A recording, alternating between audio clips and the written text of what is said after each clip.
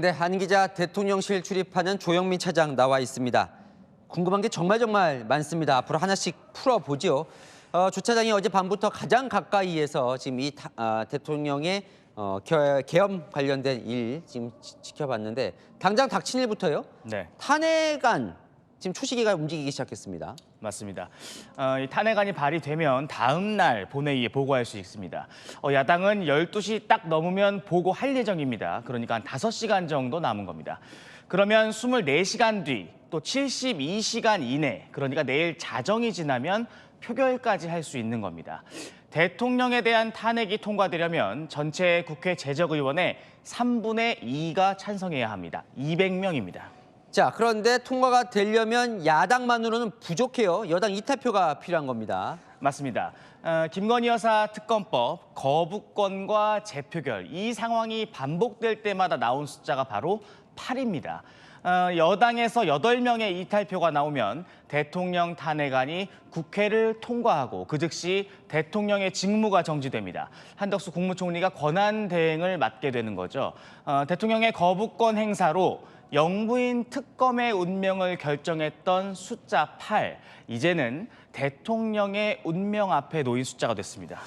분위기는 어떤 거예요? 앞서 리포트 보니까 여권 내에서 탄핵은 일단 막자 뭐 이렇게 의견이 모아졌다고 제가 들었는데요. 네, 여권은 트라우마가 있습니다. 다시 탄핵을 당했다가는 수십 년간 집권은 물 건너가는 것이다. 박근혜 정권 탄핵 학습 효과인 겁니다. 쉽게 정권을 내줄 경우 회복이 그만큼 쉽지 않다는 거죠. 그리고 또 하나, 바른정당 트라우마도 있습니다. 당시 탈당해서 박 전 대통령 탄핵에 찬성했지만 이후 당이 사라졌죠. 차별화로 얻는 득보다는 이른바 보수 진영 내 배신자 프레임 주홍 글씨의 무서움도 알고 있습니다.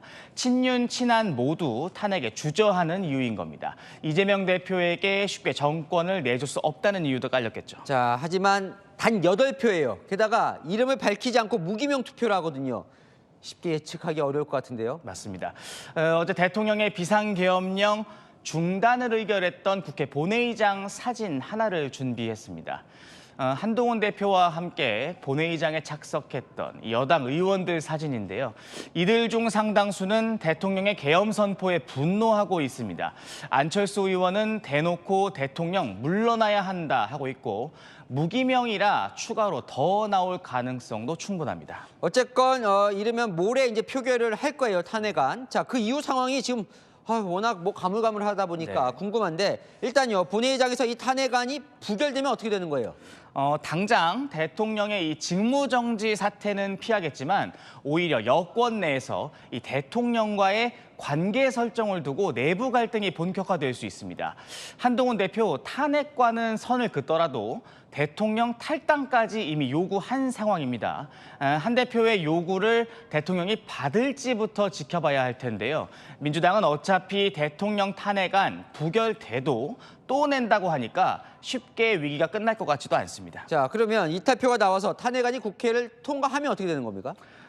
여권 내로 국한해서 보자면요. 현재 권력인 대통령은 즉시 직무가 정지되고 미래 권력을 노리는 한 대표는 국면 수습을 놓고 정치적 리더십이 시험대에 오를 겁니다. 이후 시나리오는 2개입니다. 헌법재판소가 탄핵안을 인용할 경우 박근혜 전 대통령의 사례처럼 대통령의 임기가 끝나고요. 반대로 헌재가 받아들이지 않을 경우 노무현 전 대통령의 사례처럼 대통령은 다시 직무에 복귀합니다.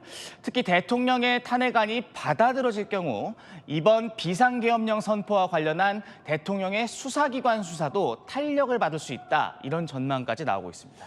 근데 탄핵을 막아야 한다. 아까 트라우마 얘기를 했는데 그러다 보니까 대통령이 결단하는 게 낫겠다 이런 얘기도 조금씩 나오던데요. 네, 탄핵에 대한 트라우마가 크다 보니까 야당과 거국 내각을 하다가 임기 단축 등으로 일종의 질서 있는 자발적 퇴진, 아이디어 차원에서 나오고 있는 건데 일단 친윤계는 퇴진은 없다는 쪽으로 노선을 잡은 걸로 저희가 파악하고 있습니다. 자, 어쨌든 결과적으로 대통령 탄핵이 다시 언급됐다는 것만으로도 국가적 불행입니다. 네, 여권에서 공통적으로 나오는 이야기가 하나 있습니다.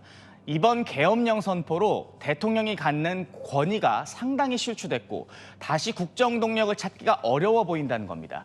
결국 여론이 어느 방향으로 향할지 여부가 중요해 보이는데요. 대통령이 과연 이 위기를 수습해낼 수 있느냐가 관건이 될 걸로 보입니다. 네, 어젯밤 상황 궁금한 게 많으니까 조 차장 잠시 후에 다시 이야기 나눠보겠습니다.